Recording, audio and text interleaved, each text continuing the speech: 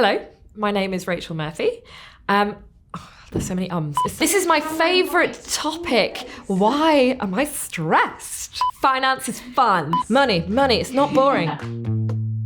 Hi, I'm Rachel and I've set up Foundwell. Today we're here to talk about the budget. The budget happens every year and I'm here to break it down and answer some of your questions. For those who've come to this video and have absolutely no idea what the budget is, I've got you. So the federal budget is Australia's financial plan for the year ahead. So it's looking at what money is coming in, and that's things from revenue taxes, and what money is going out the door. And that will be what the government is going to spend money on for the year ahead. So that's things towards healthcare, small businesses, women, childcare, all of the things that we actually really care about. And that's why it's really important to pay attention to what is announced in the budget.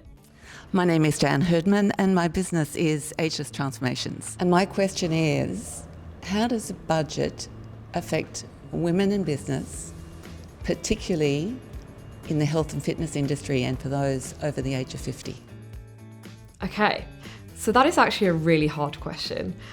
Partly because this budget is really framed around young people and really helping younger Australians get on the housing ladder and stuff like that. That is not to say there is not some nuggets in there, particularly for helping women who are in business. There is an instant tax deduction in your tax return, and that's $1,000. And so it doesn't sound like a lot, but at least that is freeing up some of your money to be using for other things. It's all about trying to actually get more money in your pockets, disposable income that you can use towards other things. There is also a very, very small tax cut that everyone is getting for $250. Don't spend it all at once. But that again is just another kind of alleviation tactic to make sure that women actually have a little bit more money towards being more entrepreneurial and having a little bit more capital behind them to take some more risks. Unfortunately, this budget really wasn't targeting women over 55. So for instance, the only things that are really in there is there's some more money towards aged care.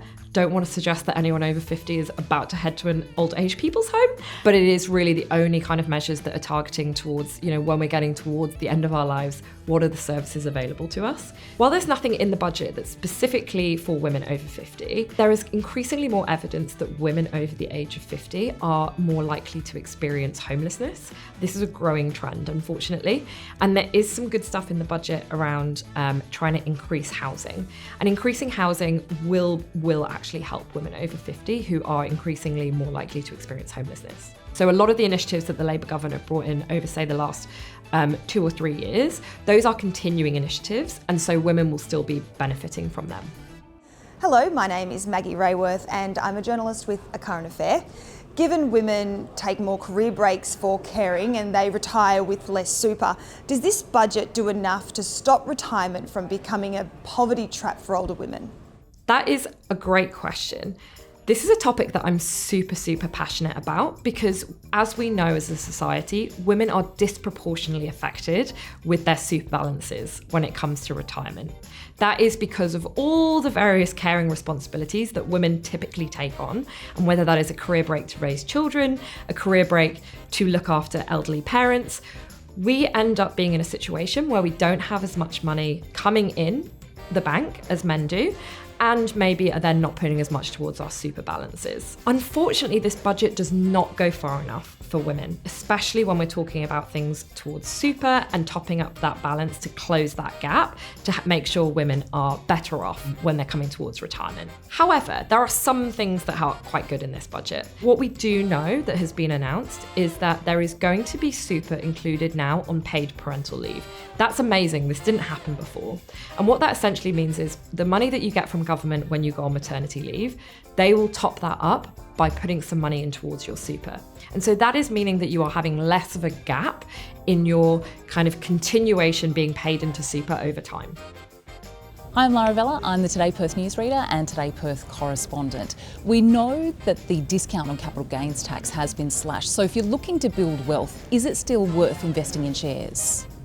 Capital gains has gone up. That essentially just means we're going to be paying more tax when you sell an investment going forward. However, I think the point that I really want to make is you are only ever taxed on gains. So you're only ever taxed if your money has gone up. So of course it's still worth investing, because if you're making money, you're going to get taxed on it. But that's not the end of the world, because really it's about building up your wealth over time. And so there is still merit in investing. Hi, my name is Sabrine Nasri and I'm interning at Channel 9 on behalf of the social media team. As a young person, will this budget boost my chances of buying a property, or should I resign to renting? That is an amazing question, and one that actually really, really excites me. Let's start with the first bit. This budget really was aimed at young Australians. There's a huge amount of rhetoric. Everyone is hearing it at the moment, that young people cannot buy property. They cannot get on the ladder, and that also is limiting their chances of aspirational wealth. Older Australians have always had the opportunity to invest in property, buy property, and then they've seen a real kind of trajectory of wealth as those properties have gone up in value. We all know that trying to get on the ladder now is like near impossible. So the things that the government have tried to do is reduce the number of properties that can be available for investment properties. So if you want to buy a new build property as for an investment, you can still do that. But what they're trying to do is limit the ability for people who are using properties as an investment strategy to use established homes. So that means a building that is already existing. We really don't know what this is actually going to look like in reality. And part of that is because we all know how crazy the prices are of properties in Sydney, Melbourne, Perth in particular. The other thing that you asked around is whether you should rent or whether you should be looking at investing in property. And that is a broader question, really. And I think it's one that we're really grappling with as a society. I think in Australia in particular, there's been this real kind of like the Australian dream around owning a property, and that being the way to build wealth, maintain wealth, and really get ahead. I don't know if that's the way forward for the next generation. And I think the more that you speak, especially to younger people, they might think that it's not either. And so whilst the budget is trying to provide the opportunity for people to get on the ladder, it's not necessarily the only way and the best way that we are going to be able to build wealth going forward.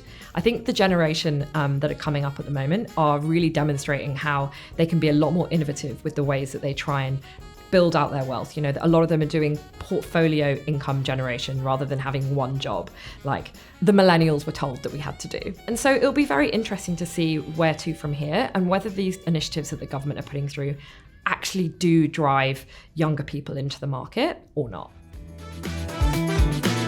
Look, if this has sparked any interest and you're wanting to know more, I know finance can be really complicated, and I really want to be here to help you understand it. I'm here to be your big sister in finance. So follow along, follow me on socials, come and attend one of my workshops, and I'll give you the tools you need to succeed.